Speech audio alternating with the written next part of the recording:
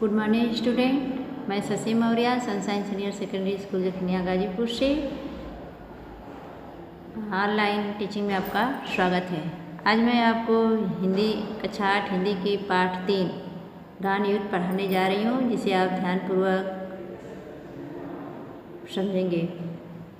देखिए, सबसे पहले चैप्टर का नाम है गान युद्ध। तो पहले आप यहाँ समझिए कि गान युद्ध क्या होता है।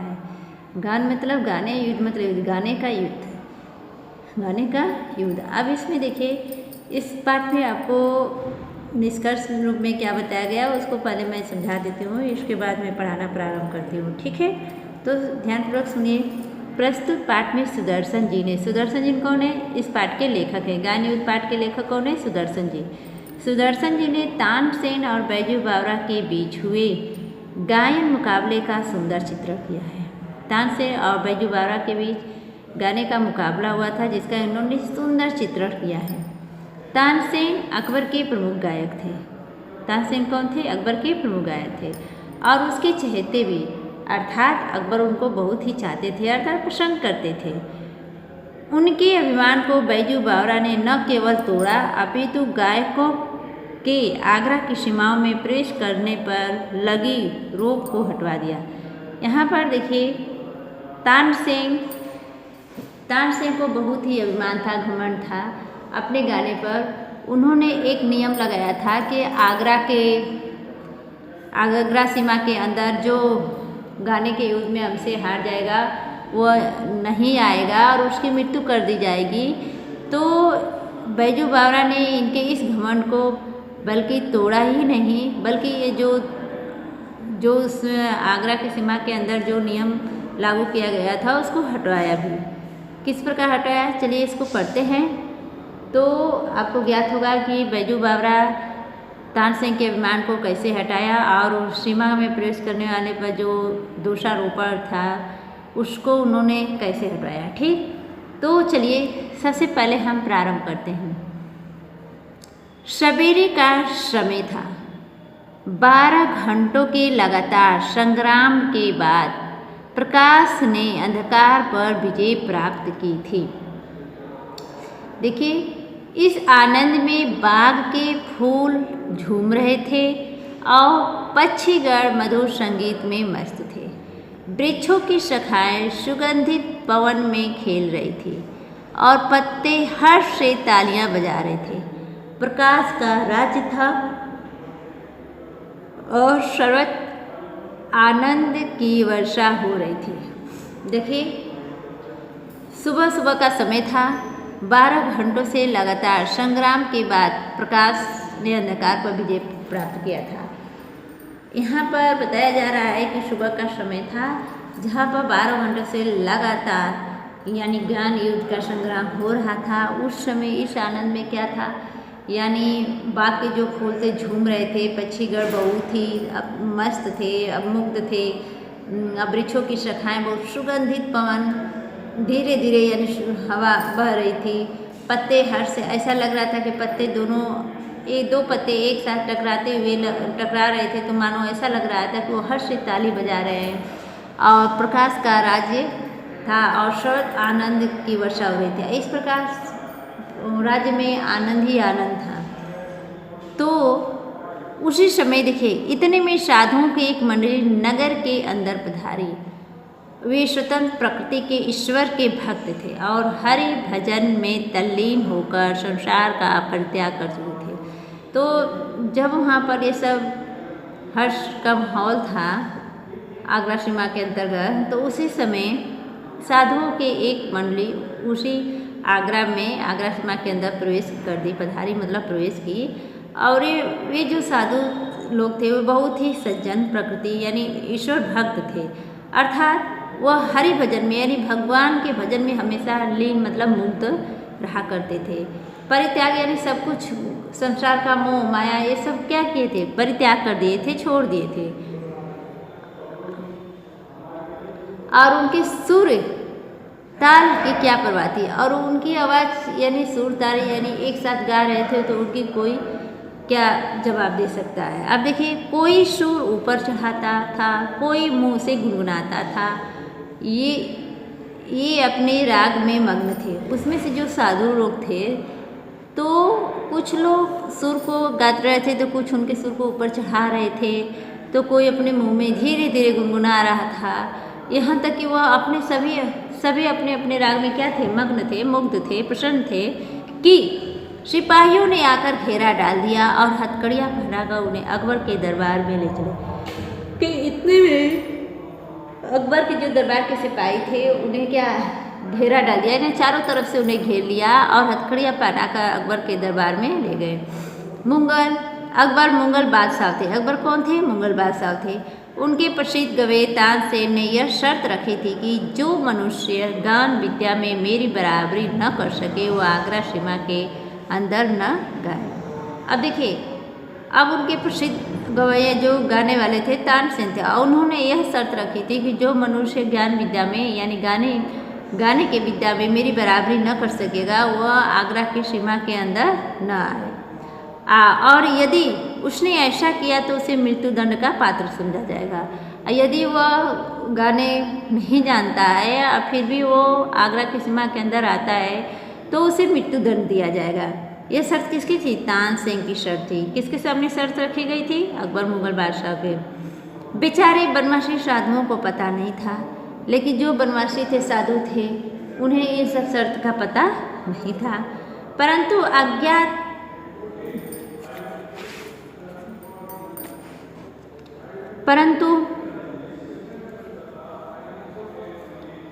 अज्ञानता भी एक अपराध है। परंतु अज्ञानता भी यानी कोई चीज़ हम जानते नहीं हैं और वो काम कर देते हैं तो इसको भी एक अपराध ही माना जाता है। ठीक है। अभियुक्त दरबार में पेश किए गए। अभियुक्त का अर्थ होता है दोषी, जिस पर दोषारोपण लगता है। तब करें कि ये साधुओं को क्या है, दोषी ठहराया गया और दरबार में अकबर के सामने पेश किया गया। तानसेन ने गान विद्या के कुछ प्रश्न किए। साधु उत्तर में मुंह ताकने लगे और तानसेन उनसे गान विद्या के कुछ प्रश्न किए और साधु उनका जवाब न दे पाए और उनको देखते ही रह गए। अकबर के ओठ हिले और सब के सब साधु तानसेन की दया पर छोड़ दिए गए। और अकबर इस प्रकार ओठ हिले मतलब कुछ कहे होंगे। इसके बाद साधुओं को तानसेन पर दया पर छोड़ दिया गया कि तानसेन उसे जिंदा छोड़े या मारे। उसकी दया का भाव कम था। मृत्युदंड की आज्ञा हुई और तानसेन के अंदर दया का भाव कम था। फिर इसके बाद उन लोगों को मृत्यु की आज्ञा हुई। कौन दिया था? अकबर ने। केवल एक 10 वर्ष का बालक छोड़ दिया गया, अबोध बालक, इसका दोष नहीं है। और उसी साधुओं के संगति में एक 10 वर्ष का बालक था जिसे अकबर ने छोड़ दिया क्योंकि वह कह रहा था कि अबोध बालक है, इसका कोई दोष नहीं है, अर्थात ये कुछ जानता भी नहीं है।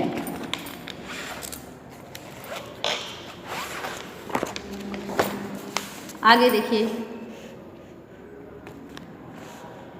इसके बाद बालक रोता हुआ आगरा के बाजारों से निकला और सिर पीटता हुआ जंगल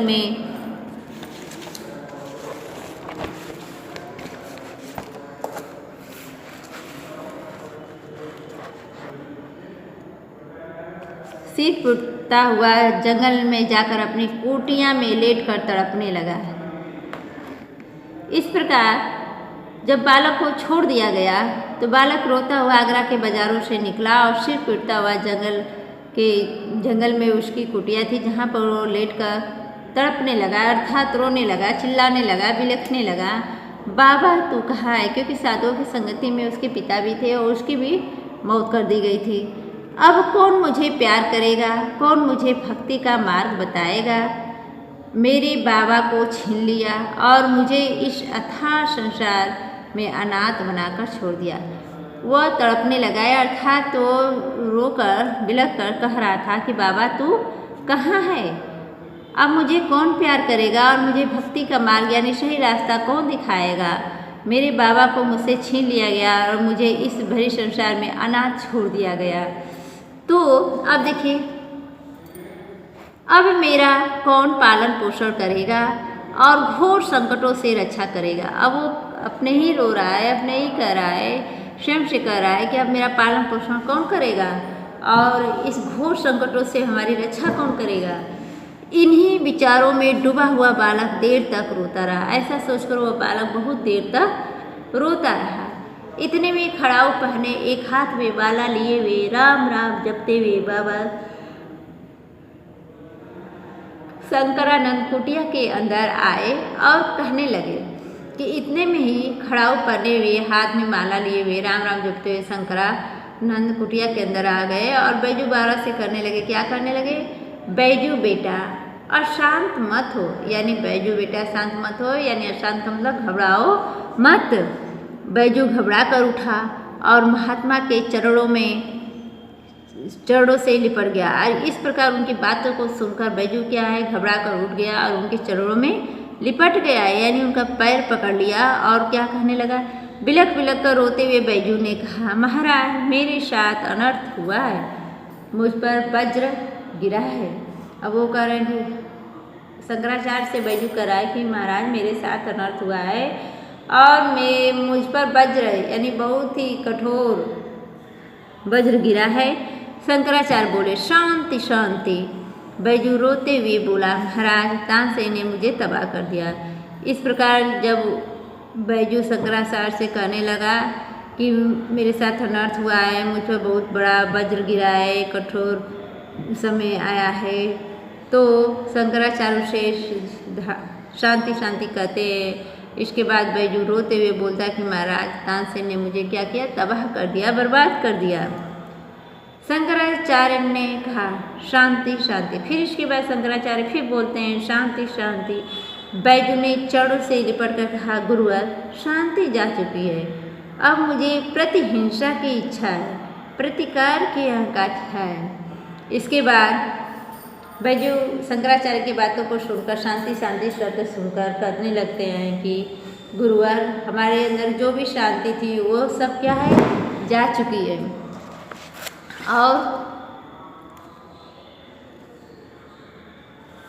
और मेरे अंदर प्रतिहिंसा की इच्छा हो रही है, प्रतिकार यानी बदला लेने की आकांक्षा हो रही है।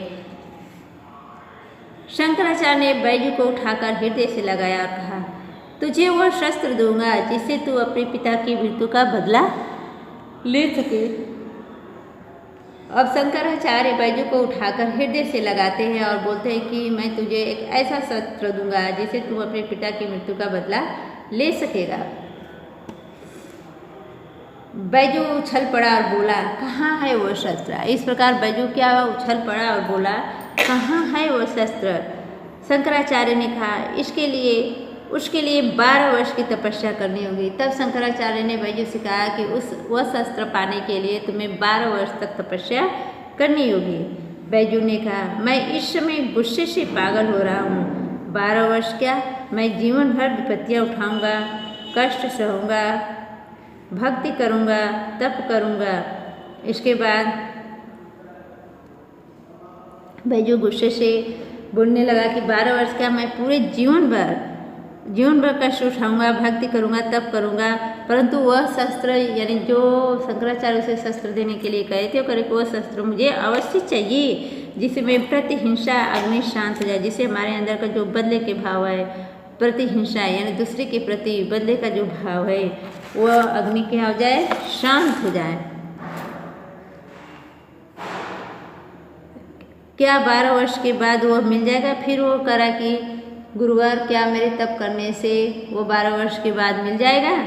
शंकराचार्य ने कहा हाँ। इसके बाद शंकराचार्य कह रहे हैं हाँ, वह आपको अवश्य मिल जाएगा। ठीक, तो आज की वीडियो में मैं यहीं समाप्त करती हूँ। फिर हम नेक्स्ट वीडियो में मिलेंगे। तब तक के लिए आप इसे रिवाइज करेंगे, अच्छे से पढ़ेंगे और फिर इसके बाद हम नेक्स्ट वीडियो में मिलेंगे। तब तक के लिए धन्यवाद।